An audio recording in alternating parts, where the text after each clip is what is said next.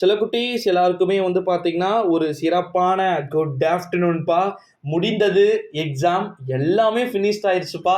12th standard next அடுத்த கட்ட லெவலுக்கு போக போறீங்க. ஸோ வாழ்த்துக்கள். இனிமேல் தான் ஆட்டமே ஆரம்பம். அதாவது மெயினான லைஃபே இனிமேல் தான் உங்களுக்கு ஸ்டார்ட்டே ஆகப்போது. அதாவது ஜஸ்ட் ஃபார் ஃபன்னுக்கு சொன்னேன். ஓகேங்களா? ஸோ வீடியோக்குள்ள போறதுக்கு முன்னாடி 12th standard business maths answer key தான் வந்து பார்க்க போறோம். அதாவது தமிழ் மீடியத்துக்கு வணிக கணிதம் எப்படிப்பா இருந்துச்சு, ரொம்ப ஈஸியா இருந்துச்சு அப்படின்னு சொல்லிட்டு ஒரு சில தரப்போம். இல்ல ப்ரோ ரொம்ப ரொம்ப கடினமான முறையில வினாத்தாள்களுடைய அமைப்பு வந்து இருந்தது அப்படின்னு சொல்லிட்டு 12th பிசினஸ் மேக்ஸ் எப்படி இருந்துச்சு அப்படின்றத கமெண்ட்ல வந்து சொல்லுங்க. உங்களுக்கான ஆன்சர் கீ கீழே டிஸ்கிரிப்ஷன்ல டெலிகிராம் குரூப் லிங்க் இருக்குப்பா. ஓகேங்களா? ஸோ மறக்காம டெலிகிராம்ல வந்து ஜாயின் பண்ணிக்கோங்க. உங்களுக்கான answer key A to Z வந்து இருக்கு.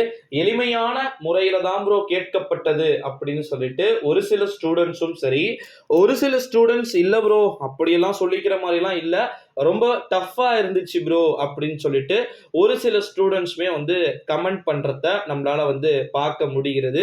ஸோ உங்களுக்கு எப்படி இருந்துச்சு 12th business maths public exam answer key? அது பார்க்கறதுக்கு முன்னாடி 1 mark, 2 mark, 3 mark and 5 mark கொஸ்டின்ஸ்லாம் எளிமையா இருந்ததா? 90க்கு 25 மதிப்பெண் எடுத்தால் பாஸ்பா. நல்லா புரிஞ்சுக்கோங்க. 90 மதிப்பெண்ணுக்கு 25 மார்க் எடுத்தீங்க அப்படின்னா வந்து பாஸ். ஸோ அதனால வந்து எவ்வளோ மார்க் எடுப்பீங்க அப்படின்றத மறக்காம கமெண்ட்ல வந்து சொல்லுங்க. ஏன்னா உங்களுடைய கமெண்ட் அப்படின்றது எனக்கு மஸ்ட் இம்பார்ட்டன்ட். ஓகேங்களா? ஸோ எவ்வளோ மார்க் எடுக்க போறீங்க, எவ்வளோ ஸ்கோர் வந்து கிடைக்கும் நீங்க நினைக்கிறீங்கன்றத மறக்காம வந்து கமெண்ட்ல வந்து மென்ஷன் பண்ணிடுங்க. ஏன்னா இந்த வீடியோவை பார்க்கக்கூடிய ஒரு விதமான ஸ்டூடெண்ட்ஸுமே உங்களுடைய ஃப்ரெண்ட்ஸுக்கும் ஷேர் பண்ணுங்க. ஆன்சர் கீ கீழே டிஸ்கிரிப்ஷன்ல டெலிகிராம் குரூப் இருக்கு. மறக்காம வந்து ஜாயின் பண்ணிக்கோங்க.